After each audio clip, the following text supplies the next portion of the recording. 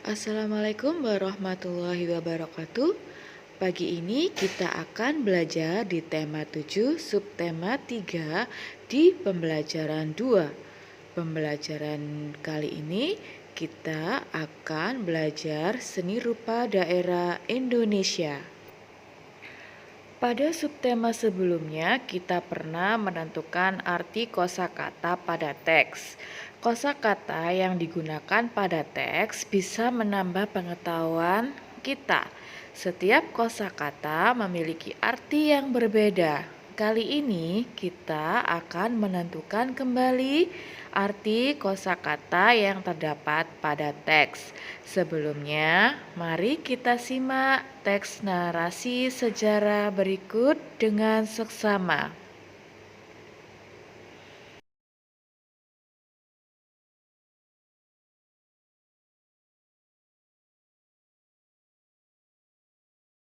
Kosakata pada bacaan. Kosakata baku. Yang pertama, berdaulat. Artinya mempunyai kekuasaan tertinggi atas suatu pemerintahan negara atau daerah. Yang kedua, peran. Artinya perangkat tingkah yang diharapkan dimiliki oleh orang yang berkedudukan dalam masyarakat. Yang ketiga, generasi. Artinya sekalian orang yang kira-kira sama waktu hidupnya, angkatan, turunan. Yang keempat, kosakata baku peduli. Artinya mengindahkan, memperhatikan, menghiraukan. Kosakata tidak baku peduli. Yang kelima, pramuka, artinya praja muda karana, organisasi untuk pemuda yang mendidik para anggotanya dalam berbagai keterampilan, disiplin, kepercayaan pada diri sendiri, saling menolong, dan sebagainya. Anggota organisasi pramuka. Selanjutnya, kalian melakukan percobaan peristiwa mengkristal. Mengkristal merupakan wujud dari benda gas menjadi benda padat. Peristiwa ini dapat terjadi karena proses pelepasan atau penyerapan kalor. Salah satu contoh mengkristal karena pelepasan kalor adalah terbentuknya salju. Sementara itu, contoh peristiwa mengkristal karena penyerapan kalor yaitu proses pembuatan garam. Kali ini kita akan melakukan percobaan mengkristal. Kita siapkan alat dan bahan yang diperlukan terlebih dahulu, lalu kita ikuti langkah-langkah percobaannya. Kita bisa meminta bantuan orang dewasa untuk melakukan percobaan ini. Nah, bagaimana anak-anak? Sudah kalian praktekkan dengan anggota keluarga kalian? Dari percobaan tersebut dapat kita simpulkan saat dipanaskan volume air garam berkurang karena menguap. Lama-kelamaan terlihat endapan putih pada air garam. Endapan tersebut semakin banyak hingga terbentuk garam halus. Proses pembuatan garam ini membuktikan perubahan wujud dari benda gas menjadi benda padat. Seni rupa daerah adalah seni rupa yang terdapat di berbagai daerah di Indonesia. Seni rupa daerah dapat disebut juga seni rupa tradisional karena dikerjakan secara turun-temurun di suatu daerah.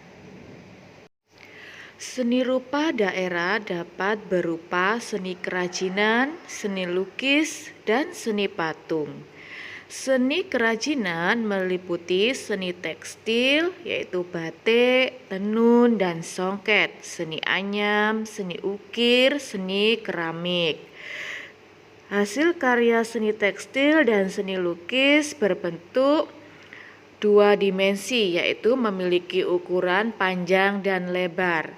Hasil karya seni anyam, seni keramik, dan seni patung pada umumnya berbentuk tiga dimensi, yaitu memiliki ukuran panjang, lebar, dan tinggi atau memiliki volume. Seni lukis daerah. Seni lukis adalah seni menggambarkan objek-objek berupa pemandangan alam, tumbuhan, binatang, manusia, benda di alam untuk menimbulkan perasaan keindahan.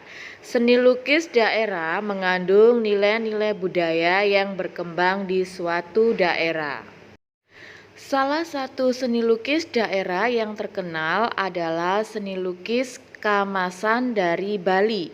Kamasan adalah sebuah desa di Kabupaten Klungkung yang sebagian besar penduduknya berprofesi sebagai pelukis. Seni lukis Kamasan merupakan seni lukis klasik yang biasanya bertema kisah pewayangan, kehidupan bangsawan, dan dongeng binatang. Para pelukis menggunakan warna alam yang dicampur dengan perekat yang menempel pada kanvas. Kanvas yang digunakan berupa kain kasar yang dicelup dengan bubur beras, lalu dijemur di bawah matahari. Setelah dijemur, kain digosok agar permukaannya halus dan siap untuk dibuat sketsa. Selain seni lukis daerah dari Kamasan, seni lukis kaca Cirebon juga merupakan seni lukis klasik yang menggunakan bahan dan teknik yang berbeda. Seni lukis kaca Cirebon dibuat dengan cara terbalik menggunakan media kaca. Sketsa dibuat pada kertas yang kemudian ditempel pada kaca, lalu dilukis bagian sebaliknya dengan menggunakan kuas. Salah satu tema khas lukis kaca Cirebon adalah wayang dan batik Cirebon dengan motif megamendung yang terkenal. Yang kedua, seni patung daerah. Seni patung adalah seni membuat bentuk manusia atau binatang dengan bahan yang lunak atau bahan keras.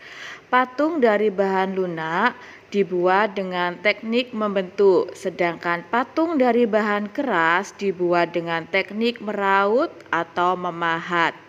Salah satu contoh patung tradisional adalah patung Asmat yang dibuat oleh suku Asmat yang tinggal di Pulau Papua. Masyarakat suku ini biasanya menggunakan kayu bakau untuk membuat patung yang menjadi bentuk hubungan mereka dengan nenek moyang. Oleh karenanya, tema pemahatan pada umumnya tentang penghargaan kepada nenek moyang mereka. Walaupun hanya menggunakan peralatan sederhana seperti kapak batu, pisau dari tulang, dan paku yang dipipikan, patung yang dihasilkan bernilai estetika dan religius yang sangat tinggi. Yang ketiga, seni kriya. Seni kriya merupakan seni kerajinan dalam membuat benda-benda pakai berdasarkan kegunaan dan keindahannya dalam kehidupan sehari-hari. Berbagai jenis seni kriya dapat dijumpai sehari-hari seperti seni tekstil berupa batik, songket, dan tenun. Selain itu, terdapat pula seni anyam dan seni ukir. Karya seni kriya seperti batik, songket, dan tenun telah menjadi bagian dari kehidupan sehari-hari masyarakat. Karya seni tekstil biasanya digunakan pada acara-acara penting dalam masyarakat adat, mulai dari acara kelahiran, pernikahan, hingga kematian. Seni tekstil selalu menjadi bagian penting suatu daerah. Seni anyaman merupakan seni menjalin bahan berbentuk bila atau batang dengan menggunakan pola tertentu sehingga berbentuk sebuah benda. Seni anyam dibuat untuk memenuhi kebutuhan untuk membuat wadah-wadah dengan menggunakan bahan alam yang tersedia. Bahan-bahan yang digunakan pun sangat beragam, misalnya bilah bambu, rotan, lidi, akar-akaran, pelepah pisang, dan daun pandan. Seni anyam digunakan untuk membuat tikar, keranjang, bakul, kursi, dan alat rumah tangga lainnya. Seni ukir juga telah lama menjadi bagian kehidupan masyarakat di berbagai daerah di Indonesia. Seni ukir menggunakan motif tertentu yang memiliki makna keunikan tersendiri sesuai dengan budaya masyarakat. Seni ukir Bali berhubungan dengan agama Hindu yang menggunakan motif-motif tumbuhan, manusia, dan binatang. Ukiran Jepara atau Jawa berhubungan dengan agama Islam dan banyak menggunakan motif tumbuhan.